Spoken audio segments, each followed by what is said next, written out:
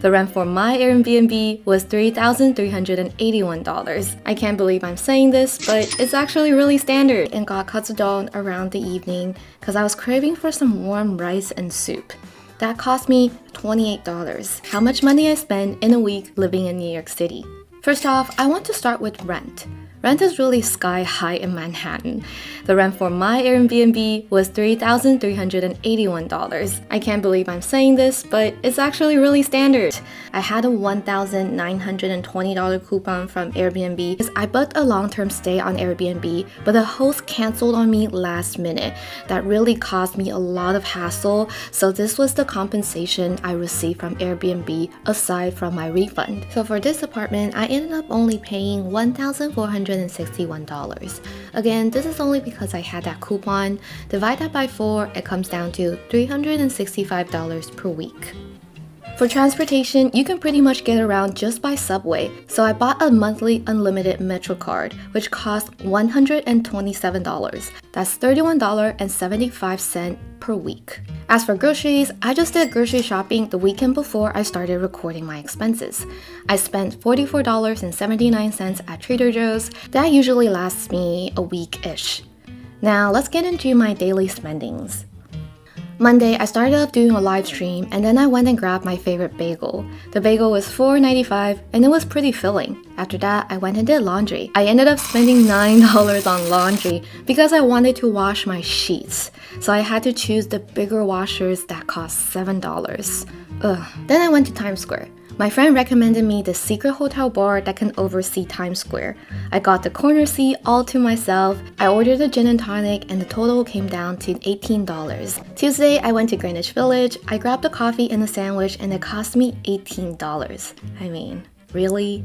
That's so expensive. Then I got a hat that I absolutely adore. You can see me wearing it in almost all of my videos. It was $72, but honestly, it was such an investment piece. I got so many compliments and it was kind of a conversation starter. I also got a necklace. I think it looks really good pairing with another chain. But anyways, the necklace was $15. Another purchase that I'm not so proud of is a bottle of whiskey, and it was $56. Whenever I travel, I always like to try some local small batch whiskey or beer.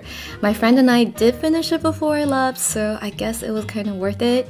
As for dinner, I just cooked at home and did some work. Wednesday was museum day. I woke up and made some food. Then I headed to New Museum at Soho. I spent the whole afternoon there. The ticket was $20. I think it was pretty standard. In New York, some museums have pay as you wish days, which means you can pay whatever amount you like. If you're trying to save money, that's the way to go. For dinner, I got a slice of pizza. This place is called Prince Pizza, and it's pretty famous. But $6 for a slice of pizza? I mean, pizza is just pizza, you know? Having just one slice of pizza, of course, is not enough, so I heated up some leftovers from the weekend before. I totally forgot that I had curry left. It's not that fresh, but it cost me $0. Thursday was an eventful day. I spent the afternoon editing, and right before sunset, I visited The Edge. It's an observatory that I've always wanted to go to. The ticket was $52. It's definitely on the pricier side, but I'd say if you're visiting New York, it's definitely worth seeing. It makes you feel like you're on the top of the world and everything is just under your feet. For dinner, I got Shake Shack. This is something I've been craving for a while. I'm not a vegetarian, but the shroom burger was so delicious. Look at the cheese. Also, I got a Brooklyn Brew beer because it's local brewed, and I'm a sucker for local brewed whatever. And at night, I booked a ticket to a musical called The Office, a music parody. It was my first time watching a musical in New York. I didn't end up going to Broadway because I'm not that into musicals, but I'm very, very into The Office. The ticket was $63. After the show ended, it was already 10, so for safety reasons, I took a Uber back. It was $15. I spent quite a lot on Thursday, but the experience was just incredible. I would totally do it again. Friday was pretty much just a work day. And for dinner, I went to this udon place I've heard good things about. I had the chicken udon, but honestly, it was just alright. Total turned out to be $21. Yeah. I reserved a seat at the comedy show last minute. It's a 1.5-hour show with 5 comics, and I think I literally laughed to tears. I've always loved stand-up, and getting to see it live instead of on YouTube was so much fun. But comedy shows are expensive. It's a $25 cover plus 2 items on the menu plus tips. In total, I think I paid almost $70 after tips. That's way more than I expected because I thought it was just a $25 cover.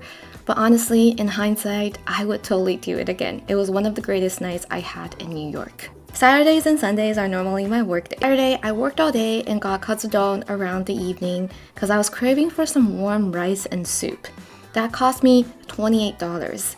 So for this whole week, I ended up spending $930.84. At the end of the day, New York is still very, very expensive to live in. I'd say the living cost is at least 3 to 4 times higher than in Taipei. I'm glad that I was able to spend a month here just to get a taste of it instead of committing to a long-term lease or job here.